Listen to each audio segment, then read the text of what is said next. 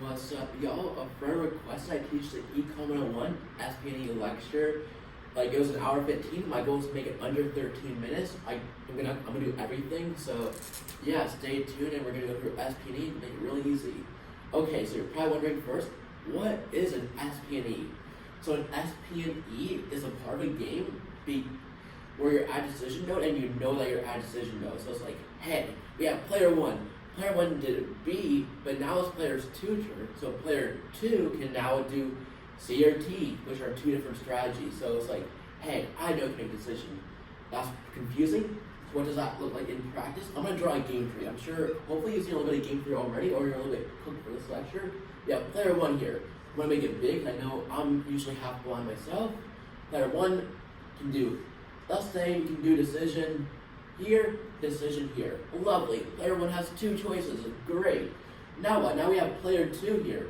Player two is player's two turn in the game. Because we're getting SPNE, we best describe in simultaneous move games. This is where we have one player take a turn, then another. So player one, player two. Oh, player two can go here, or player two can go down here. Player two can go down here, or player two can go down there. So once again, what's an SPNE? It's where you are aware that you're making a decision. So player two is going to realize, oh, player one just moved. I'm here, I'm player two, I can make a choice now. Oh, down here, if you can see my pen hopefully, player two is going to be like, oh, I have to make a choice. So that's one SP, possible area of decision node. Here's another possible decision node. And they're probably going to wonder, hey, how many sub-games are there? We have one sub-game, two sub-game. The third one is the full game in general. Because player one, obviously player one knows, here, I better make a choice. So it's a 3 sub-game thingy. So that's sub-games. I forgot my eraser. I'm not going to start filming. So now we're getting to practical application problems. That's what we're obviously tested on. So what is practical application of SPNE? So to solve these problems, we're going to often use a backwards induction. That means we start with the decision player two is making. We're going to go with the prisoner's dilemma, the most basic of games. So we have ballet. I'm just going to try to write fast. I don't want to make this boring. Feel free to fast forward. Boxing, ballet, boxing. Lovely. So what's the payoffs of these options? I have my notes right here. 2, 1. We have a 0, 0. Ooh. We have a 0, 0, and we have a 1, 2. So how does sub-game perfect Nash equilibrium work? We're going to get into the nitty-gritty quickly. We're going to say, hey, I'm player one. Player one chose ballet. Lovely. Player one chose ballet. Now player two. Player two has a decision to make. So player two has these utilities, utility of 1, utility of 0. So what is better, 1 or 0? Obviously, if player one chose ballet, player two is going to prefer to choose a 1, because a 1 obviously greater than 0. I'm going to circle it, make it very clear. Okay, what happens if player one chooses boxing? Then player two, thinking backwards, we're starting the backwards way around, backward induction. If player one chose boxing, player two, of course, would choose box themselves, because 2 is greater than 0. Hopefully we're not confused yet. And now, it's hey, we have players two, what player two wants to do, but what does player one want to do? So player one has obviously 2 choices. Player one knows either here or here, right? Because think about it. Player two only has these 2 realistic options. So player one can either get 2 utils or they can get 1 util, given what player two will be doing in this game. Since 2 is greater than 1, player 1 would prefer to do ballet. So hence, the sub-game perfect Nash equilibrium, SPNE, is 2, 1, ballet, ballet. So that is that. Also, other important fact, a sub-game perfect Nash equilibrium always is a Nash equilibrium. That fact will always hold true. So now let's get to a more fun example. Let's flip the page. Okay, I think this might be too basic. Yeah, I do not feel like I do not want to do that one, so I'm going to erase this. Sorry for the slowness. I'm going to try to speed it up. I'm just a little slow here. I'm going to switch colors so I don't feel like writing purple. Lovely.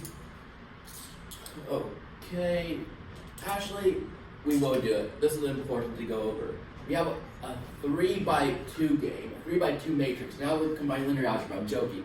This is not linear algebra course, but that'll be fun. We have L and R. Okay. We have our payoffs. I'm going to write them down here. I pray you can see them if you're trying to watch this. And if you are my friend, I hope this helps you. 8,4. This is definitely cannot see that. Hello to the camera. We are switching markers. -3, 7. 1,2. Oh, the paper's falling. -6, 8. And 8,9. So hey, I'm actually solving these in real time too. I just have the prompt written down. So we have player 1 can do T. So what is player 2 going to do? Player 2 is going to choose 4. Simple enough. Oh, player 1 is going to do M. What can player 2 choose between 4 and 2? Obviously, we'll choose 4 because 4 bigger than 2. Player 1 does B. What will player 2 do? Player 2 would do, we'll choose 9 because 9 is greater than 8. Simple enough. So now we're saying, hey, we know that player 2 will either be here, bring us here, or bring us here. So those are our options. So given these options, we have an 8 and an 8. It's slightly tougher. What do we do? We pick both of them because obviously they give the same amount of potential utility. So we circle the 8, we circle the 8. Lovely. We figure out our subgame Nash equilibrium. How do we write this? That is the question we have right now. We have player 1 chooses T. We have player 1 chooses B. And I guess we would have player 2. What does player 2 strategy look like? So here's how we write it. This is going to be a new way of writing it. If you haven't watched my prior video, which I've never even made yet. So, hey, player 2 is going to play R. So player 2 in this case is going to play R. What does that mean?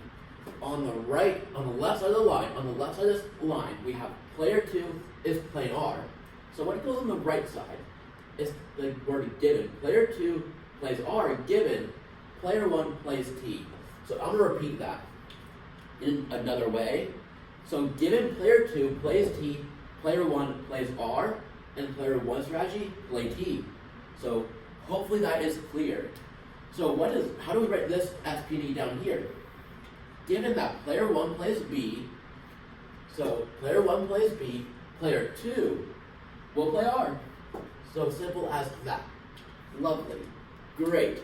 I have to erase this now, but I think I'm going to move to the other side. Or probably over 10 minutes already. I'm going a little slow. Probably too slow. Here's our next marker. Please, Hank. So now we're going to get to a tougher problem. I love this marker. What am I writing? TBLR. Lovely. We're going to do X1, Y1, X2, Y2. Stay tuned. I know I'm slow as always. X3, Y3, X4, Y4. So what's the question in the notes? Weakest condition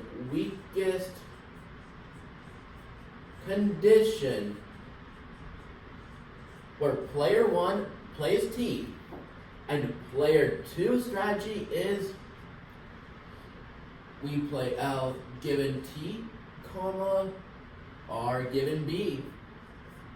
I hope this makes sense. It probably does not if you're watching this. If you're watching me, you're probably really confused. Okay, so how do we make this strategy happen? What are the weakest conditions where this strategy right here would hold true?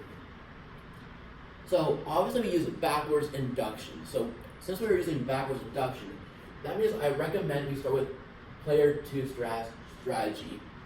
So in order for player 2 to want to play strategy L, we must have that.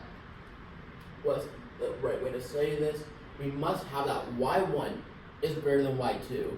Because think about it, if y1 was not greater than y2, player 2 would want to be playing R instead of L. So hence, y1 under the L column must be greater than y2 for player 2. So part 1, y1 greater than or equal to y2. Obviously equal then because you don't want to deviate, you can have the equal. Hopefully that's clear. If it's not, you're probably like cooked. Okay? So now we have R given B. Oh, player 1 plays B, player 2 plays R. So how do we get this strategy to hold too? The option of deviation is player 2 can deviate to L. So how do we stop player 2 from deviating to L? We must have that y4 is greater than or equal to y3. y4 greater than or equal to y3. Okie dokie then. So next, we have these potential options. We have y4, y1. How do we get player 1 to do t? We must have it that x1 is greater than or equal to x4. Lovely. x1 greater than or equal to x4. Great. Hopefully this is clear. So what if I ask you instead, just find me the Nash equilibriums. So how does that change the problem? I say Nash equilibriums, not SPNE subgame Nash equilibrium. Okay, remember that every SPNE is an NE. So there'll be less restrictions when you're trying to find a Nash equilibrium. So you're trying to look for the Nash equilibrium. You do not care about threats. So once again, when you're looking for a Nash equilibrium, you do not care about threats. So in this game, what is a threat? It's a strategy that would never realistically occur.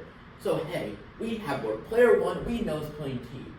So in the case that player 1 plays T, we have player 2 will play L. Like, great, that's realistic. But look here, we have player 1 plays B, player 2 plays R. How could that possibly occur in Nash equilibrium? It cannot, because once again, that is the threat.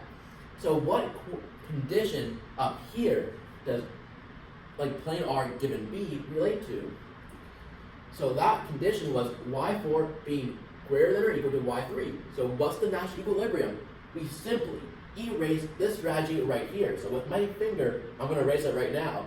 So what's left is a Nash equilibrium. And once again, all Nash equilibrium are SPNE. So this right here is our regular Nash equilibrium. With the additional condition, it constituted the condition needed to withhold our subgame Nash equilibrium. Hopefully that is clear. Probably is not. Okay, now we're going to get to a tougher problem. Give me 2 seconds to look for my eraser. Taking this little water break. I like to call this a water break. When I say I take a million breaks. But okay, we do not have our eraser today. It must be in the dorm. We do not have a single. Oh, I do have a towel. I do have a towel in my pocket, and I have a fortune cookie in my pocket. So here we go. We're doing erasing. We're gonna get to a more tougher problem, probably test level now. I hope all this is helping. Okie dokie. And I hope I'm loud enough too. So we're erasing.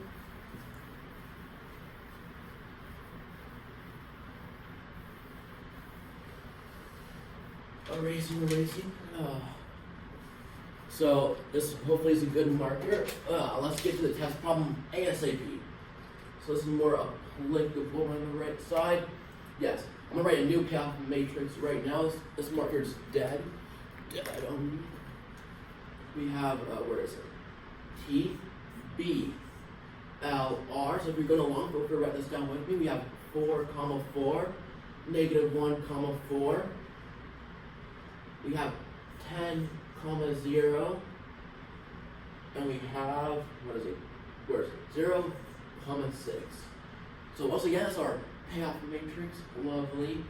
So in this, somebody's about to come in. Hopefully they don't come in. I probably don't. So once again, we're not going to change anything up. There's no secrets. So given player 1 plays T, what is player 2 going to do? Player 2 is either going to do L or R. Oh, we sort of got 2 of them here. That is new. That's different. So they're going to do either because 4 equals 4. They both give the same potential amount of utility. Hence, circle both. Simple enough, lovely, great. Okay, now we have player 1 can do B. Obviously, 6 greater than 0, so player 2, given player 1 does B, we'll always choose 6. Great, so what is players 2? What is it called? I guess strategy profile. So player 2, given that player 1 does B, player 2 will always choose 6. Great, simple, lovely. However, let's say player 1 does T. Player 2 might do L, they might do R. Who knows? Lovely as well. So how do we write that down? Because obviously given T is the complicated one. So player 2 is going to have 2 potential strategies. So player 2, just want to make sure I don't make any mistakes in our notes today. Given that player 1 plays T, given that player 1 plays B, they will always do R. So player 2 has 2 strategies, 2 options. I just like to write this first as a setup. So as like our setup, we know player 1 will either do T or B. Player 1 does either T or B, hence setting up our options.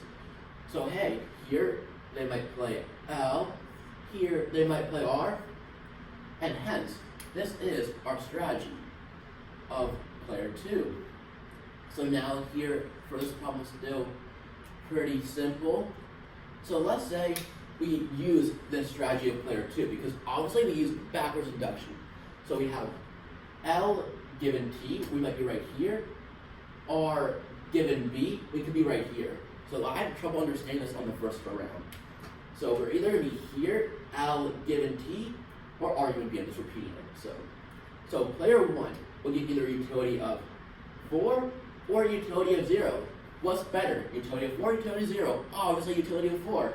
So if this is player 2 strategy, player 1 will always prefer to do T. Player 1, strategy T. So now we have the second strategy of player 2. Once again, backwards induction, start at player 2. So if player, well, I did not write. If player 1 does T, player, am I saying it right? Player 1 does T, player 2 will do R. We're here, right? We're here. I'll just make it dot, we here, here. Okay, player 1 does B, player 2 does R. We are now here, here. So player 1 will either be here or here. What's better, 0 or -1? Obviously 0, so in these cases, player 1 will always prefer to do B. Player 1 prefers to do B. Great, lovely. That completes this example showing the subgame perfect Nash equilibrium. So now we're going to do this same game except where I change one number. So give me about 20 seconds probably to make the problem new. This stays the same. The number we're going to change is this 0 right here in RB area is going to become a -1. Okay, lovely. Let me go. The player 2 strategies can stay. Great. So let me make sure I have this in my notes that I took for you guys. Yeah. Okay, let me explain this. So we have our option here. Player 2 will, obviously, because I did not change the player 2 payoff matrix, player 2 will do the same thing as before. Like their best options are here, here, or here. But hey, where's the difference now? Player 1, let's say we are choosing between, okay, I'm going to just do it step by step to make it simple. We have an option, play L given T, we can be here, or we can play R given B, or we can be here. Obviously here, 4 is still better than -1. So in this case, player 1 will still choose T. But here's where it's going to get funky. I'm making sure I'm making no mistakes. I did write the answer to this problem. I'll be really upset if I made any mistakes. Oh, no, I'm not making a mistake. Okay, so what if we have R given T? We'll be here. What if we have R given B? We'll be here. But hey, we have -1 and -1. What does that mean? Oh, That means for this strategy, player 1 can choose T or B and be indifferent. So what does that mean? Player 1 can choose T and they'll do the strategy, I'll draw an arrow, and player 1 can do B and still do the strategy above. So given the strategy, like this strategy right here, I hope you can read it, player 2 strategy of this, player 1 will be equally as happy to do it if they chose T or if they chose B, because -1 equals -1. That probably was confusing, but I hope it's not. I did write down one more problem, and it's just, hey, for this original payoff matrix, are we using the original? I'm taking a look. -0, -1, 4. I hope that's a 0. That's a 6. Give me 2 seconds. I'm trying to read my own writing. Like, we're not. Okay, what did we? Yeah, that was a 0. So we're gonna go back to the original payoff matrix and find the Nash equilibrium of that, because we did that in the lecture. So of course, I'm covering everything from lecture thoroughly but quickly. -1, 4. So this is from our prior problem. Like before I made the 0, -1. Oh, this would be a 0. This is a 0. 0. Very important. So we're gonna find the Nash equilibrium of this payoff matrix, because before we found the subgame perfect Nash equilibrium. So how do we do this? Because you probably forgot if you're still watching me. So player 1 obviously has 2 options, T or B. But player 2, on the other hand, player 2 has a host of different options. So we can write out the possibilities. There's a fan blowing in the back right now, so I have this issue, this fall. So we have given T, given B. We're gonna have this 4 times because there's 4 different strategies of player 2 that we want to make up. So we have given T, given B, given T. Why am I getting so confused? Given B, given T, given B. So player 2, or you can do, they can do left, what is it called? I'm just looking, make sure I'm not messing up. Left given T, they can do left given B, so we have left as a strategy of player 2. So player 2 can do right given T, right given B, so we have right. So we have player 2 can do, what is it called? Left given T, right given T, or right, now here in the right given T, left given T. So player 2 can basically mix and match left and right in their different combinations. So you have to consider all the possible combinations for a Nash equilibrium. So I'm going to only go through it slowly for one of them, what he put in here. So here we have, hey, player 1 played T. Lovely, great. So if player 1 played T, we see that here. Player 2 plays L. So we have the LT box right here. We have 4, 4. I'll do one more box slowly. I'll do this one right here. So we have player 1 played B. Great. Now, if player 1 played B, player 2 plays R. So BR is 0, 6. I'm just going to fill in all of them quickly right now. Feel free to pause the video and fill them all in on your own. I recommend you do that because it shouldn't be that bad. If it's bad, you're a little bit in trouble. Okay. Hopefully you can read this. You probably cannot, low key. Okay. 0, 6 as well. 10, 0. So hey, from this, how to find the Nash equilibrium? There's nothing complicated. It's like the good old days in lecture 5. So we have player 1 can choose either T or B. They're going to do whatever is greater, 10 greater than 4, 0 greater than -1, 4 greater than 0, and 10 obviously greater than -1. Make sure making no mistakes. Player 2 can do anything on like the vertical way. So 4, 4, 4, 4. So all the options are the same. So potentially all of them could be part of a Nash equilibrium. And down here, the best option would be the 6 and the 6. So what does that mean? Let me just write out the options. Oh, we see a double circle. That means Nash equilibrium. Double circle. That means Nash equilibrium. Great, lovely. We have player 1 does T, then that means player 2 does this strategy, player 2 does L given T, R given B, not legible, R given B. Here player 1 does B, and they do this player 2 strategy, player 1 B, player 2 does R given T, comma R given B. And that ends lecture 7. Great, thank you for watching. If you're my friend, I really hope this helps you. I got really excited, so yeah.